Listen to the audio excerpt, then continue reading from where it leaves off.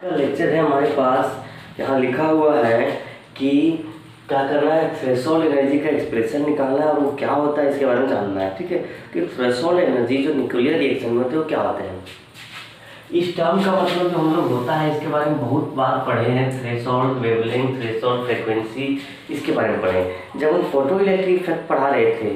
ठीक है, तो वहाँ पर हम ये बताए थे कि जो थ्रेशोल्ड एनर्जी होता है तो थ्रेशोल्ड वेवलेंथ होता है एक ऐसा मिनिमम वेवलेंथ होता है जो जिससे कि लाइट के आने के बाद जब भी हाई फ्रिक्वेंसी का लाइट आता है, ठीक है, किसी मेटल शीट पर पड़ता है तो क्या कहते हैं, यहाँ के इलेक्ट्रॉन्स को क्या कहते हैं, इमिट करता है ना। तो कम से कम जितना वेवलेंथ का लाइट हमको चाहिए, ठीक है, ताकि ये लाइट इमिट कर जाए, ताकि ये इलेक्ट्रॉन इमिट कर जाए। हम लाइट मार रहे हैं, ठीक है, लाइट इसमें क्या करें, इंसिडेंट करवा रहे हैं, तो कम से कम इतना वेवलेंथ का लाइट चाहिए कि इंसिडेंट फोटोन हो जाए, तो उस वेवलेंथ को बोलते हैं थ्रेशोल्ड वेवलेंथ। तो यही काम यहाँ भी है कि से कम इतना एनर्जी जिससे कि एक इंडोर्जिक रिएक्शन सक्सेसफुल हो जाए उसको कहेंगे थ्रेशोल्ड एनर्जी। अब यहाँ पर इंडोर्जिक और एक्सोर्जिक क्या होता है हम बताते हैं। न्यूक्लियर रिएक्शन दो तरह के होते हैं, एक ऐसे जिसमें एनर्जी देना पड़ता है न्यूक्लियर रिएक्शन को, ठीक है, रिएक्शन करवाने के लिए, और एक ऐसा जिसमें एनर्जी रिलीज होती है। एनर्जी देना पड़ता है उसको बोलेंगे एनर्जी ऑब्जॉर्ब बाय, ठीक है, एनर्जी रिलीज होती है तो उसको बोलेंगे एनर्जी रिलीज। ठीक है, अब उससे बड़ी बात ये है कि दो तरह की जो होती है उसका नाम क्या है। एक है एक्सोर्जिक रिएक्शन, दूसरा है इंडोर्जिक रिएक्शन। तो हम यहाँ बात कर रहे हैं एक्सोर्जिक का। और एक्सोर्जिक का मतलब क्या होता है कि जिसमें एनर्जी क्या हो कि रिलीज होता हो, क्या हो, एनर्जी रिलीज होता हो। एक ऐसा न्यूक्लियर रिएक्शन जिसमें एनर्जी रिलीज होता हो उसको क्या बोलते हैं, एक्सोर्जिक रिएक्शन। और एक ऐसा रिएक्शन जिसमें एनर्जी ऑब्जॉर्ब होता है उसको बोलते हैं इंडोर्जिक रिएक्शन। तो याद रखिए जो हम न्यूक्लियर निकालने वाले हैं ये क्या है, एंडोर्जिक रिएक्शन है, एंडोर्जिक रिएक्शन। ठीक है, हाँ, ये है एंडोर्जिक रिएक्शन नहीं है हमारी। अब हमें समझना है कि ये होता क्या है। एंडोर्जिक रिएक्शन का हम लोग लिखते कैसे हैं, X + A + Q बनता है Y + B। न्यूक्लियस ये क्या है, ये है प्रोजेक्टाइल पार्टिकल्स। Q क्या है, Q is the minimum energy required. क्या है ये, एनर्जी रिक्वायर्ड, जितना एनर्जी हमको देना पड़ रहा है। Y पे है डॉटर न्यूक्लियस, B क्या है, आउट गोइंग पार्टिकल्स। ठीक है, यहाँ तक यदि समझ में आ गया और इसका डेफिनेशन क्या होगा the, minimum amount of energy required to induced and endorgic nuclear reaction nuclear reaction is called threshold energy। बात समझ में आनी चाहिए कि ऐसा कम से कम वो एनर्जी जिसको हमें देना पड़े किसी न्यूक्लियर रिएक्शन को सक्सेसफुल करवाने के लिए, तो वो एनर्जी जो होगा उसी को हम लोग बोलेंगे, क्या बोलेंगे, थ्रेशोल्ड एनर्जी। ठीक है, और इसको रिप्रेजेंट कैसे करते हैं तो ETH, इससे क्या करते हैं, इसको रिप्रेजेंट करते हैं। ठीक है, अब यहाँ पर हम नया वर्ड यूज करने वाले हैं कंपाउंड न्यूक्लियस। क्या यूज करने वाले हैं, कंपाउंड न्यूक्लियस।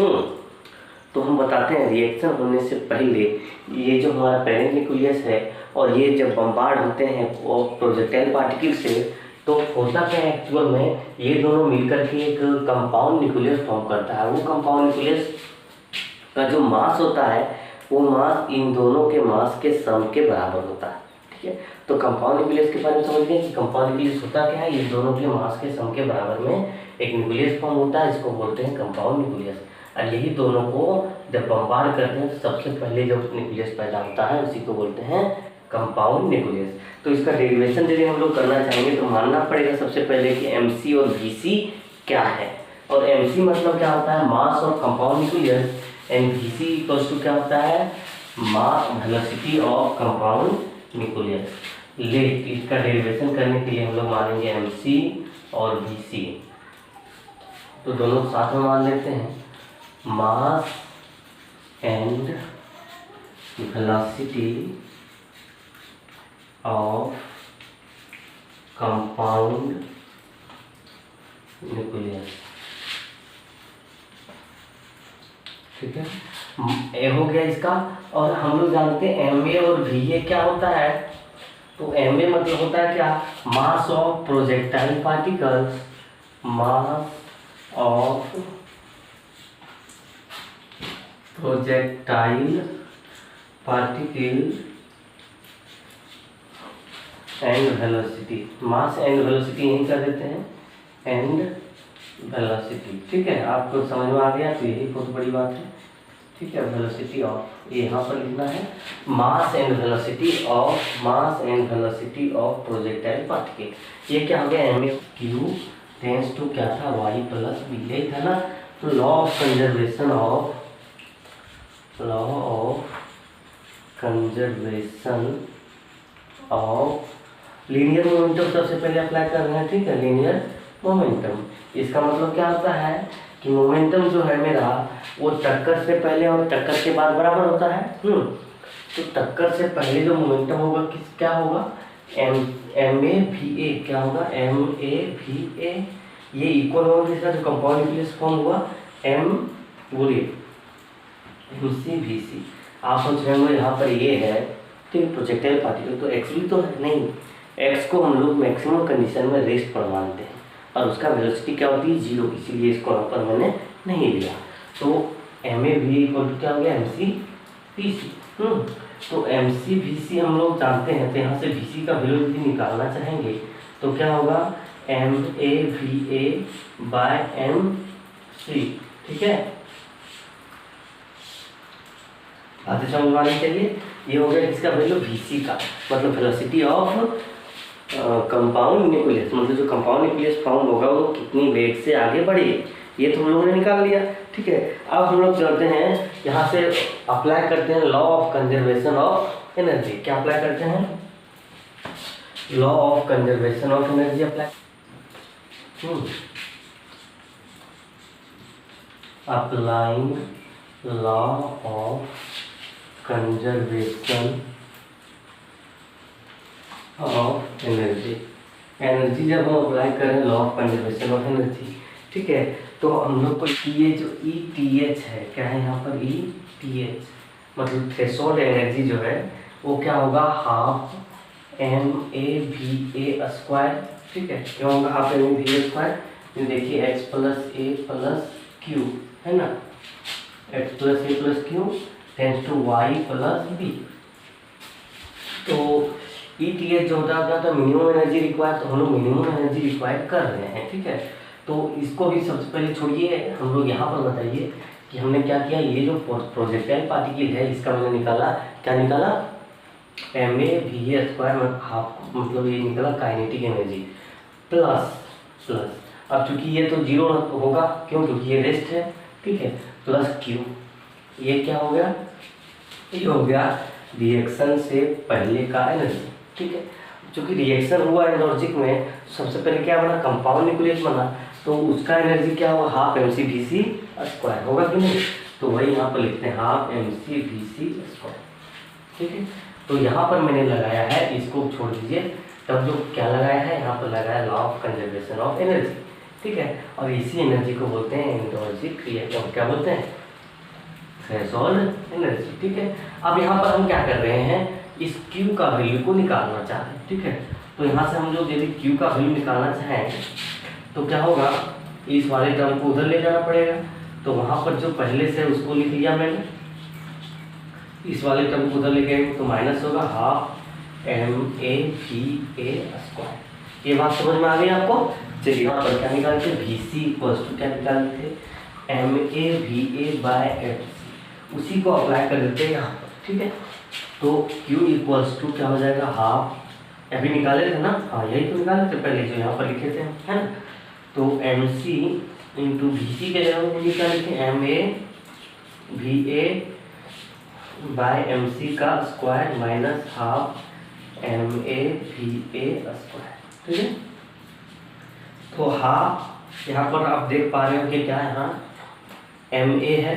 ठीक है, यहाँ पर क्या है, एम ए और स्क्वायर में भी है, तो उसको पहले हम लोग क्या करते हैं, सम क्या बोलते हैं, इसको एनालाइज कर लेते हैं। पहले इसको हटा देते हैं स्क्वायर यहाँ से। यहाँ पर क्या आएगा, M A square V A square by M C square minus half M A V A square. यहाँ से एम सी का एक पार्ट यहाँ से कैंसिल हो जाएगा, half M A square V A square है ना, और यहाँ भी क्या है, half M A V A square. तो यहाँ पर हम कॉमन लेना चाहते हैं कुछ, हाफ एम ए और वी ए का स्क्वायर को हम लोग क्या करते हैं, कॉमन लेते हैं। यहाँ क्या बचेगा, यहाँ बचेगा एम ए माइनस बाई में तो एम सी बचेगा।